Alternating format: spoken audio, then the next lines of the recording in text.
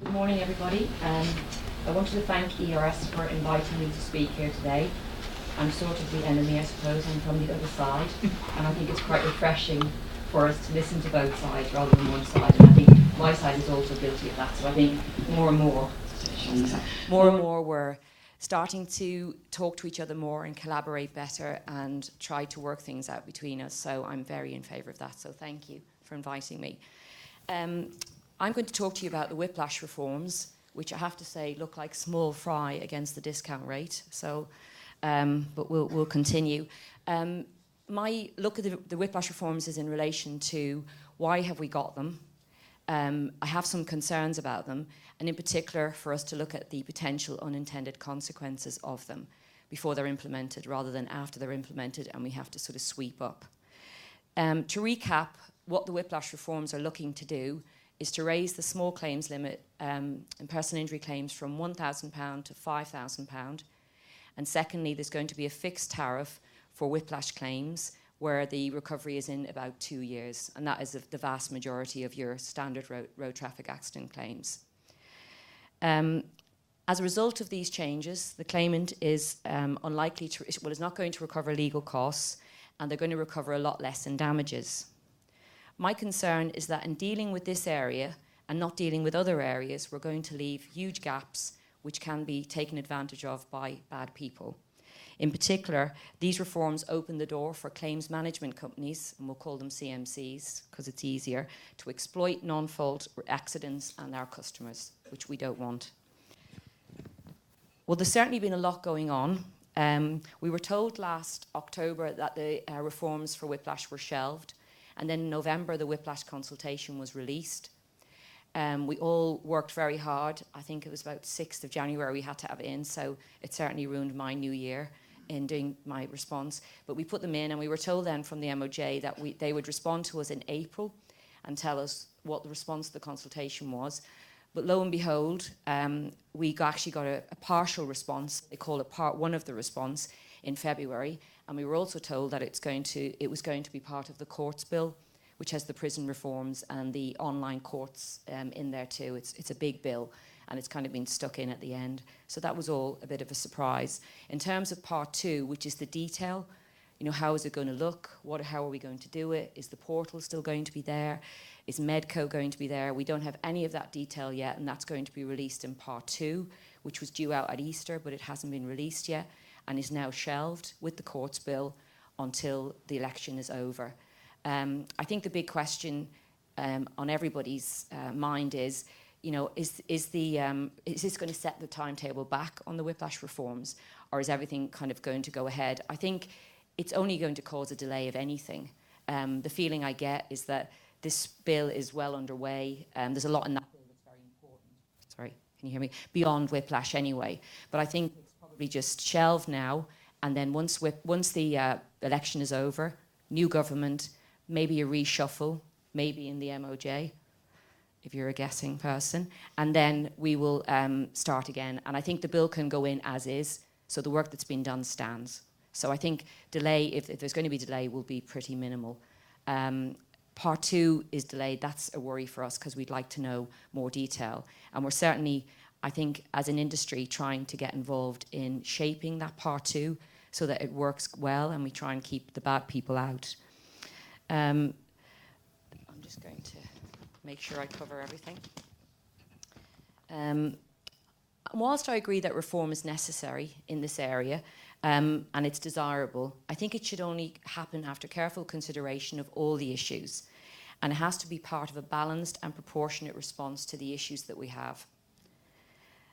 I think the election gives us an opportunity to pause and review and to think about our priorities, tackling fraud and bad behaviour and not targeting genuine customers only. We need a balanced package of reforms and measures that will give us a fair, effective and a smaller market. These reforms, however, to me are a very blunt instrument that have a huge effect on genuine customers. They'll create a new area of exposure for insurers with a significantly less regulated market. They will threaten the system of restorative insurance cover Customers will take the view that we're happy to take their premiums, but when they have a non-fault accident, that we're not going to look after them and that they're on their own. Not only on their own, but pushed into the hands of somebody like a bad CMC or a Mackenzie friend. The current legal expenses model, will that continue or is it likely to collapse? If the LEI model is to survive the new world, then there'll have to be changes to it. The underwriting models will have to change and the extent of the cover provided. If before the event insurance does plug the advice gap, premiums will certainly have to rise. And that cost will undermine one of the main thrusts of why we're having the Whiplash reforms, which is that premiums are going to drop and there's going to be a saving of £40. I fear that these reforms will do little to reduce the number of claims, prevent fraud, or address the bad behaviour of CMCs. In fact, they are likely to open the door to a proliferation in CMCs and Mackenzie friends who will be there to deal with the large number of litigants in person that we're going to have. The increase in the small claims limit from 1,000 to 5,000 seems entirely arbitrary, and it should be limited to an increase in line with inflation, as suggested by the Justice Select Committee. The fixed tariff system should be at levels that are fair and reasonable and based on the judicial guidelines, but they appear also to be arbitrary and an unclear rationale for how low the levels are. For example, at the low level, there's a reduction of almost 70% in the damages that are going to be provided to customers. I think in terms of the reforms, it needs to be a package. I don't think it's going to work as it stands now. And the things that I would like to see included, I'd like to see a legacy vehicle set up, as recommended by David Herskell when he did the Insurance Fraud Task Force report. There are 26 very good and very easy recommendations in that report. Those recommendations appear to be in the long grass at the moment. The Treasury are too busy and they don't have the resources to deal with it. I think probably the Treasury would like us as an industry to pick that up and do it ourselves, and we may have to do that. But I think fraud is still a very big issue. It's something that I thought the reforms were about, but it seems to have been lost in the process. So I'd like to see that legacy vehicle. I'd like to see the recommendations done, and I'd like to see them policed. I'd like to see some tackling of medical abuse and medical reports, and also rehabilitation. These are huge areas of abuse at the moment. I'd like to also look at the credit hire. I mean, in the consultation, they asked us to give our views on credit hire and rehabilitation and how we would deal with it. But there was nothing in the response in relation to credit hire or rehabilitation.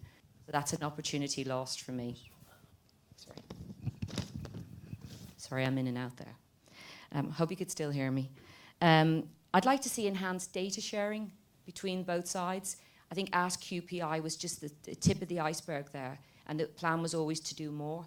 But I think if we're going to fight fraud, we should fight it together, and it should be on an even, we should help each other, because I know you've done a lot in fighting fraud, and I think we could probably share some of that with you, and we could give you information. I know that we're looking at working with the IFB as well, and trying to, and I know the SRA are doing that. So I think as an industry, we need to be more joined up.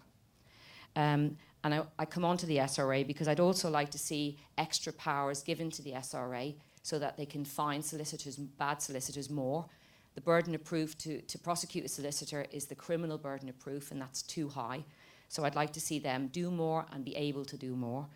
I'd like to see a tougher regulatory process for claims management companies. We know that's going to the FCA, but it's not going yet. It's not in any bill at the moment. I think that's a priority. I think we also have to look at Mackenzie Friends because they're not covered by CMC regulation, and I think they're a big issue where you have litigants in person.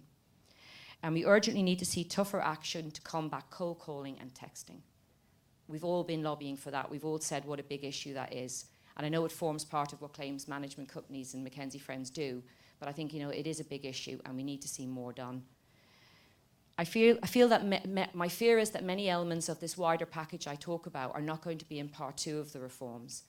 And I feel that if we don't put them in and it's not part of a package, then we just leave big gaps which can be taken advantage of, and we know that they are. And I don't want to see a huge potential left for abuse. Certainly many elements such as the transfer of CMC regulation, the SRA powers, all of that could be done at the same time. And I certainly would like to see that all together. And I think as an industry, that's what we should be lobbying for. I remain deeply concerned that these reforms will not have the desired effect that we want of reducing costs and producing a more orderly, predictable claims market. I think this would be disastrous for genuine customers, insurers, lawyers, and anybody involved in claims. And I think that's really the worst of all worlds for all of us. So, thank you.